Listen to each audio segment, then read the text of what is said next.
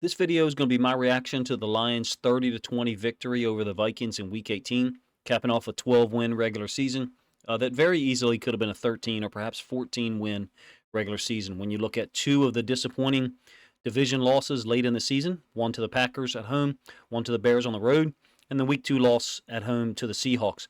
The Lions are really close to having an extremely dominant regular season from a win output standpoint. I think this is a 13, 14 win potential team if certain things were to go their way in two or three other football games.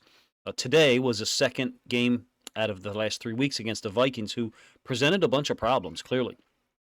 Even with Nick Mullins at quarterback again, Vikings generated 448 yards of total offense. Justin Jefferson causing problems everywhere. 12 catches for a 192 in the air again. But this is the second time in 3 weeks that Detroit's offense has hung 30 points on what was supposed to be a really difficult to deal with, multiple, confusing, versatile Vikings defense. And through the two games that I have seen Detroit attack this Vikings defense, that's not the defense that I have seen.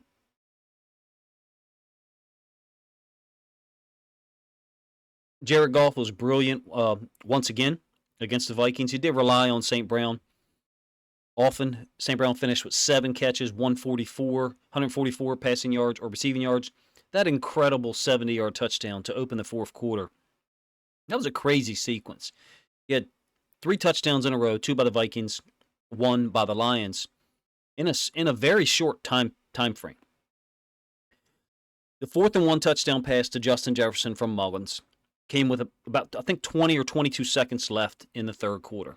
That gets Minnesota within 20-13. It had been 13-3 at one point, Detroit, or 13-0 actually. The Lions answer with less than a minute later in terms of gameplay.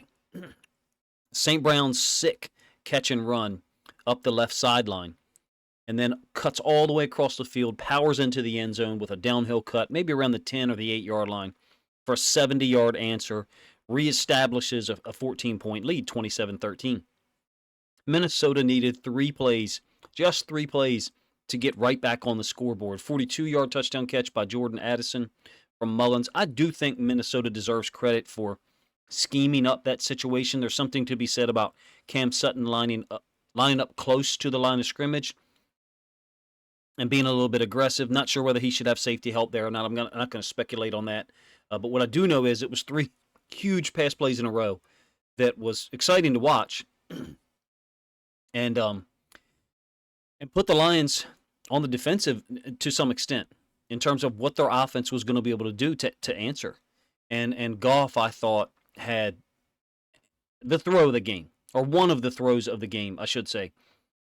James Mitchell had the catch of the game. I know Jefferson put up extraordinary numbers, had a beautiful catch over the middle.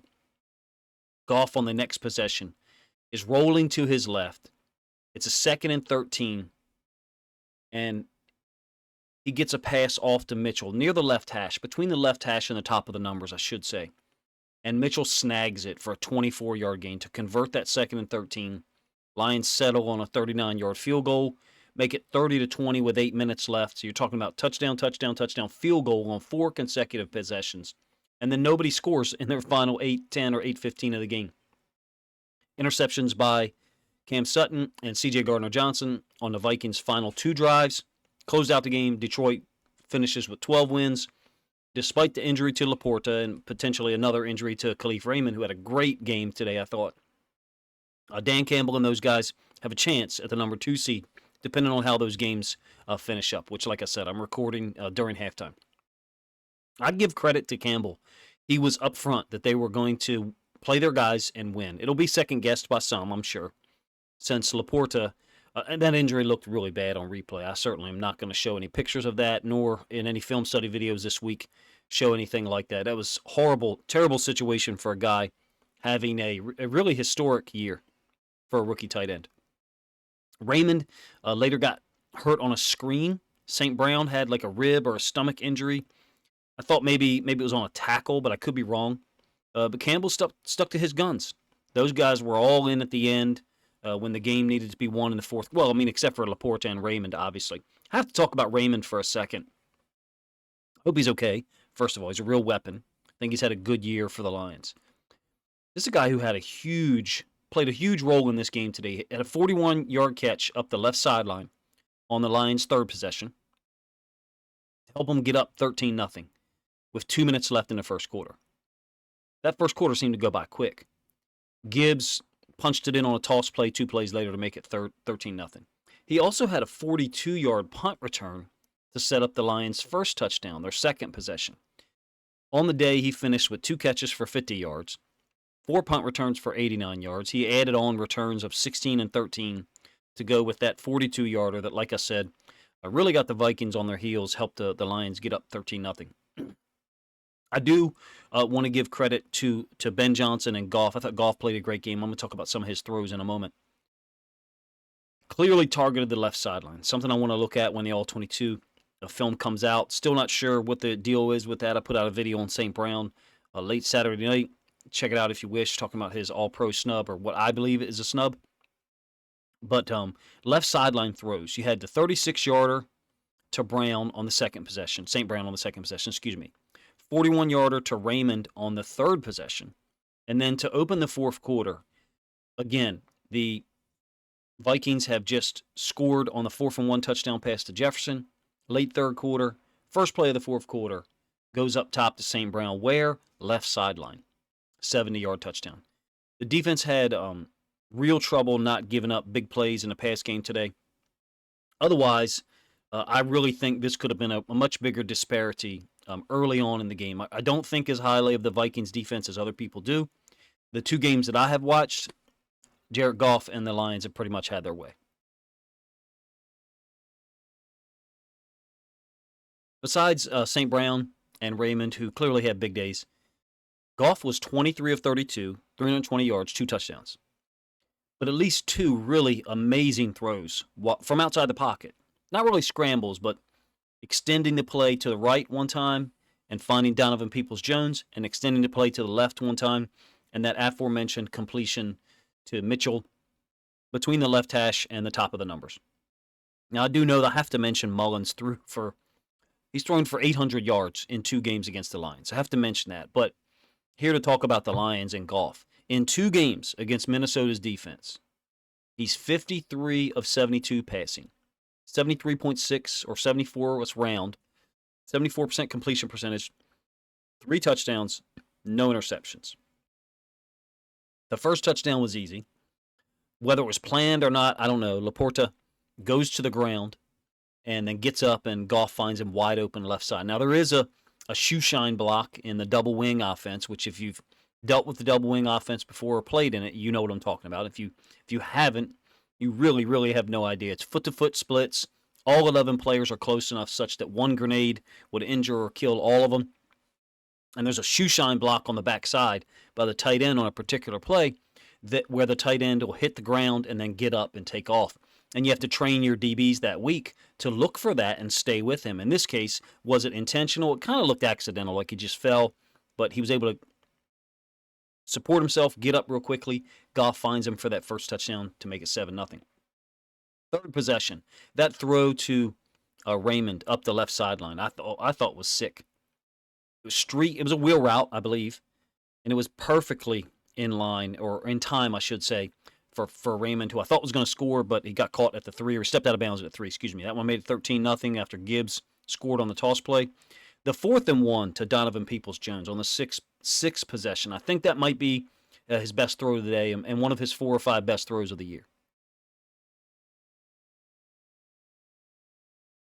It's 4th-and-1, early third quarter, and I'll show the possession play-by-play here in a moment. The Lions defense has got to stop the Minnesota on downs. It's 4th-and-1, midfield, just past midfield. I think the 48 or the 49.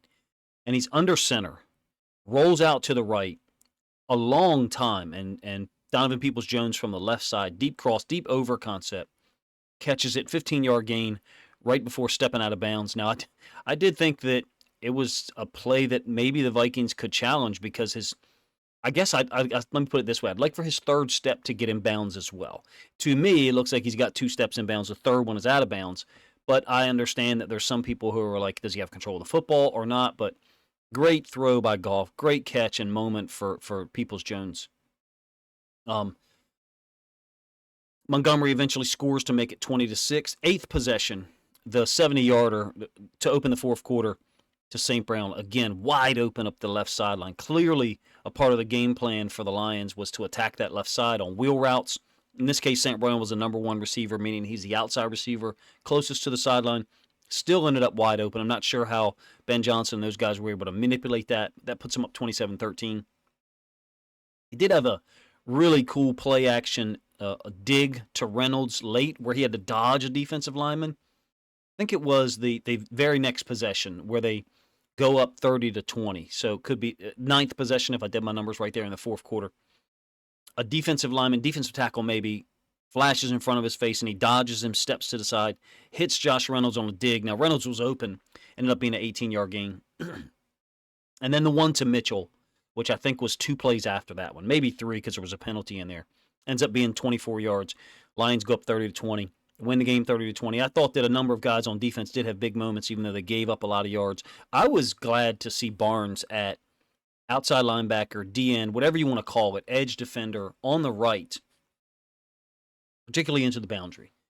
I think it gives the Lions more coverage versatility to have him, Campbell, and Anzalone on the field at the same time. I'm talking about first and second down. On third down, it was obvious. Pass rush situations. Aaron Glenn got the Okwara brothers out there. They're more pass rush guys than Barnes are. That makes sense to me. But I thought Barnes played well, even though statistically he had only 6 tackles, but he did have 2 quarterback hits. Look, Anzalone and Jack Campbell combined for 21 tackles. Jack Campbell had a sack early on a read blitz and 2 really physical tackles. Can't remember exactly who it was. Getting to the star, really, of the day, I think, for everybody to watch is Aiden Hutchinson. I mean, he's rolling now. 2 sacks today, 5 quarterback hits. That badass tackle for loss on a reverse to Jefferson to hold the Vikings to an early field goal. I think it was their first field goal to make it 13-3. He's just on fire. Everything he's doing. Someone on Twitter, I forget who it was, or X, whatever you call it, pointed out that Hutchinson seems to be moving around more. I do think that that's true. Maybe they're looking for the right matchup for him. But 11.5 sacks now on the year, so you don't have to listen to any of that crap about him not being able to do this, not being able to do that. He's got 5 sacks in the last 2 weeks. Real weapon. He's going to get a lot of attention from whoever they play in the playoffs. I thought it was pretty cool that Brian Branch came back out on the field before they could even get the injury report out. It was a wrist injury or hand injury or something like that. And when he got back out there, it looked like he hadn't been phased at all because he had a pass defense like 3 plays later. Nearly did have an interception in the second half, I thought. Sutton and Gardner Johnson finished with 1 interception, but look, the Lions had so much trouble dealing with Justin Jefferson and the tight end sometimes to the boundary. 3rd week in a row, giving up huge plays to those high-level wide receivers that you're going to see at some point in the playoffs, clearly. Ifeatu Melifonwu had a quarterback hit on Sutton's interception. It was one of those tandem blitzes that he runs with Anzalone, where Anzalone rushes first on the inside, and Melifonwu was a 3rd and 10. Melifonwu from his safety position, 3rd level of the defense, rushes second. It's a delay, but he's got such burst and closes ground. Really cool if you ask me how it worked out. Anzalone ends up low on Mullins' like ankle or foot, kind of holding on. And Melifonwu plays through contact. I thought Daryl Johnston, I think he does a good job as an announcer. I don't think he's into hyperbole and BS. Maybe it's because he played fullback. But I like the guy. I think he's all about the game and respecting players. And it doesn't seem to be a guy who goes out of his way to talk bad about someone. That one ended up being an easy interception for Sutton, who was clearly one of the guys involved with dealing with Jefferson today and had trouble.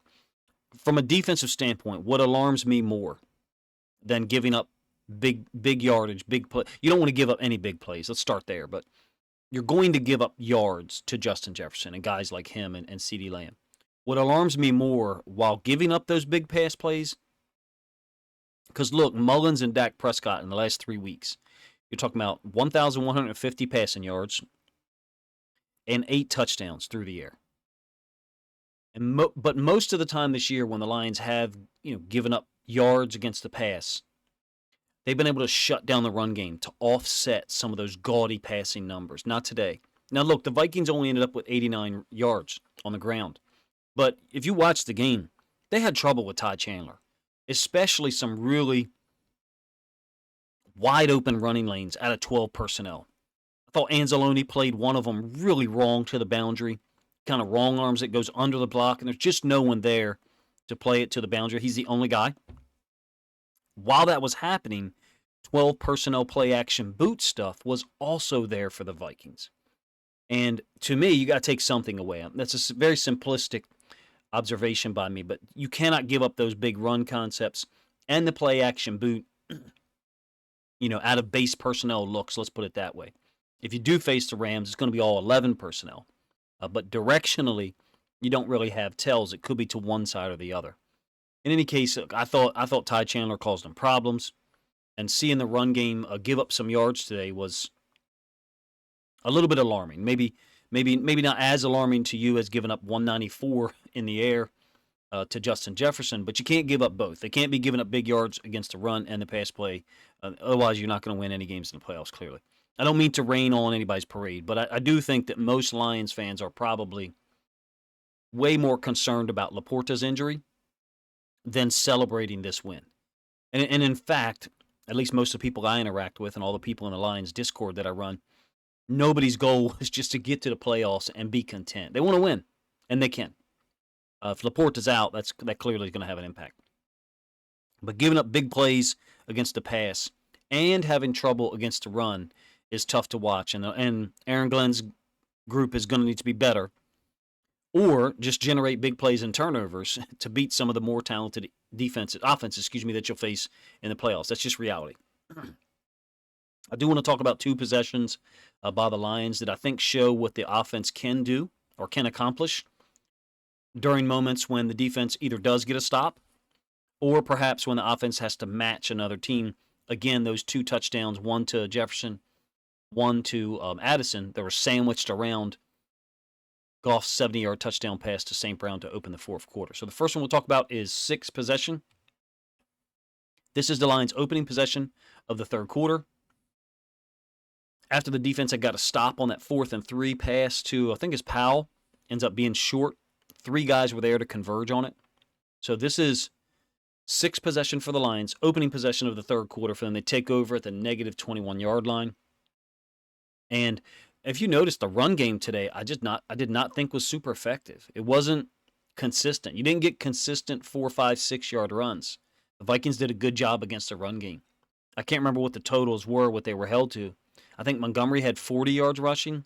I think Gibbs had 32 or 36. My memory there is probably a little bit off in terms of what Gibbs had. But he had a 14-yard play action pass to St. Brown, quick, wide open on the first play. Montgomery's 4-yard run creates a 3rd and 6.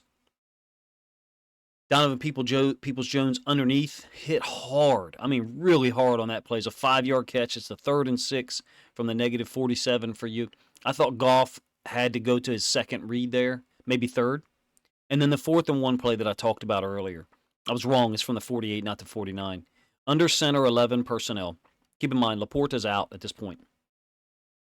And it's play action boot. But Goff kind of moves further out than you would expect him. There was a moment, I think Johnston identified it, where I thought he was going to scramble maybe because there's only 1 yard to gain. Beautiful throw to Donovan Peoples-Jones. Coming from the left side, left to right, catching it near the right sideline, getting that second foot in bounds like I talked about earlier. Creates a 1st and 10 and a 4-yard completion to Skipper. I thought it was amazing how the crowd reacted today when he reported eligible. Montgomery, a 6-yard run, gets the first down on a 2nd and 6 from the 24. And then the DPI, again, I thought there was another one that could have been called on the defense against Reynolds earlier in the game, I believe. It sets him up at the 1. Montgomery's second effort on the 2nd and goal gets him into the end zone, makes it 20-6. Huge moment there early. Start to get some more separation, reestablish that 14-point lead, or 2-touchdown lead, I guess I should say, because they missed the extra point on the second touchdown and we're only up 13-0. The other possession I want to kind of review is the 9th possession, the one that ends up in a field goal. This one's got, like I said before, twice. I covered it. The second and 13 second and 13 24-yard pass from Goff to Mitchell. As impressive as the throw to Donovan Peoples-Jones is, because it's a 4th and 1, and it's at midfield. So if you don't get it there, there's significant risk. The Vikings have shown the ability earlier in the first meeting between these two teams in Minnesota to score and score quickly, even though the defense had just stopped Minnesota to open the third quarter. There was significant risk to that throw, so that's what makes that throw adds another layer of wonder and amazement from me, at least, in terms of what Goff was able to do. But this second and 13, he's moving to his left. And, of course, he's a right-handed quarterback. And this, I believe, was a straight scramble. I don't think that there was any level of design here, like a play-action boot at all.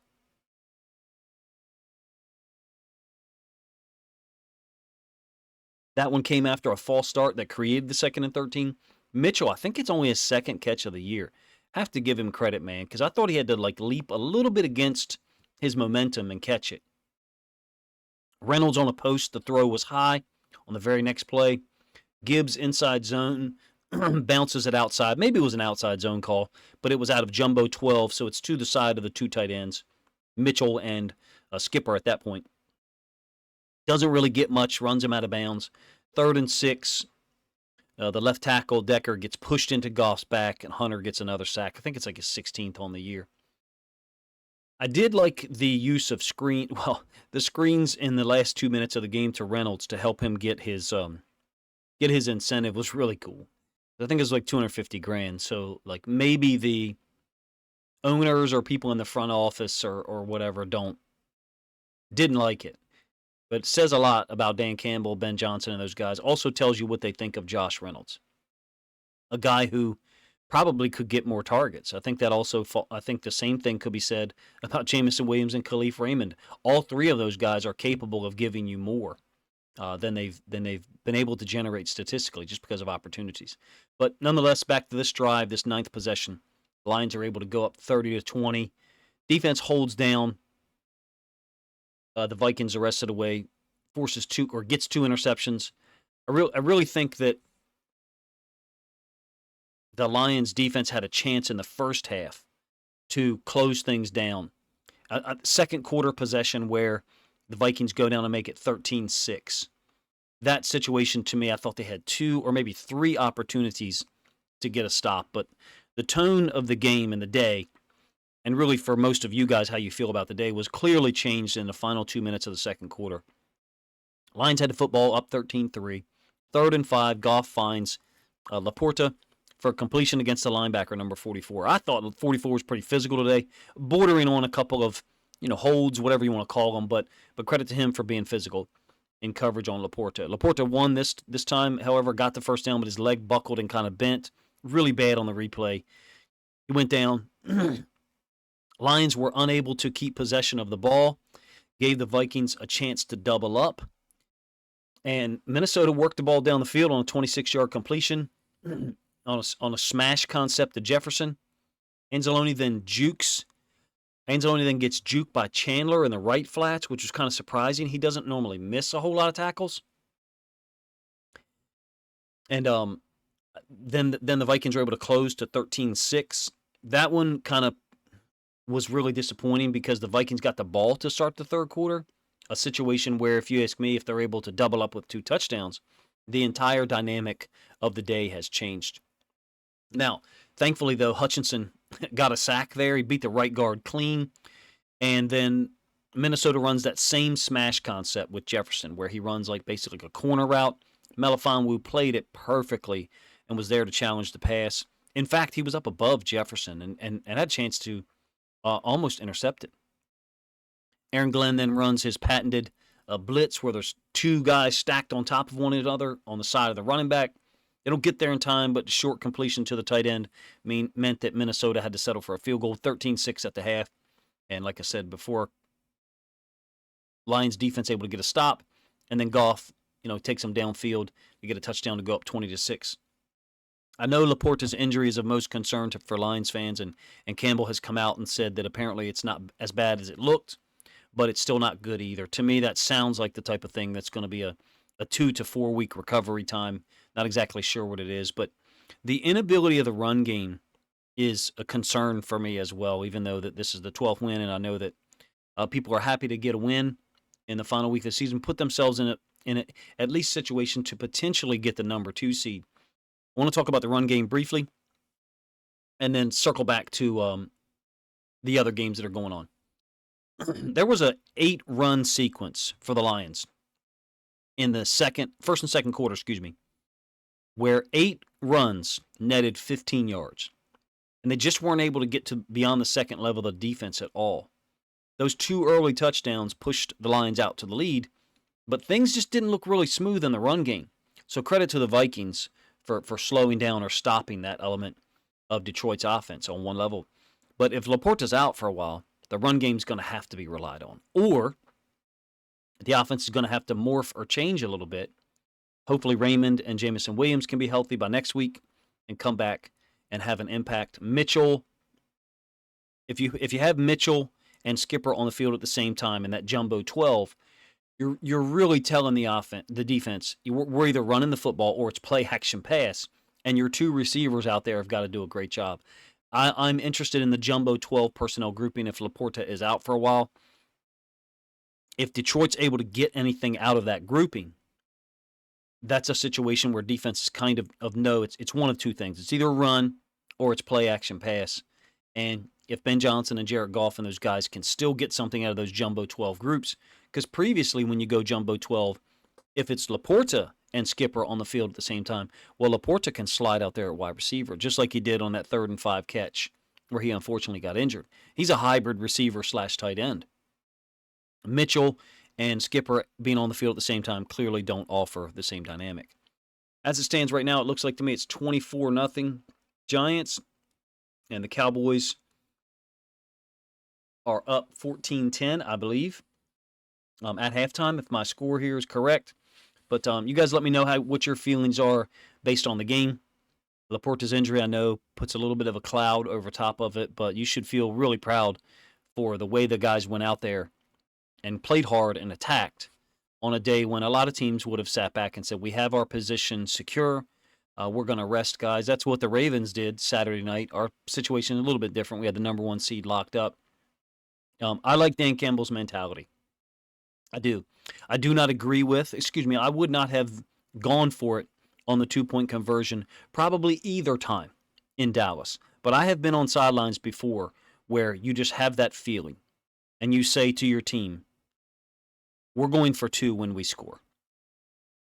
And credit to Dan Campbell for being dedicated and focused on what their outcome is and how they think it can be accomplished. In the case of Dallas, it clearly didn't work. No fault of their own, if you ask me. I think it should have been gone down as a win for the Lions.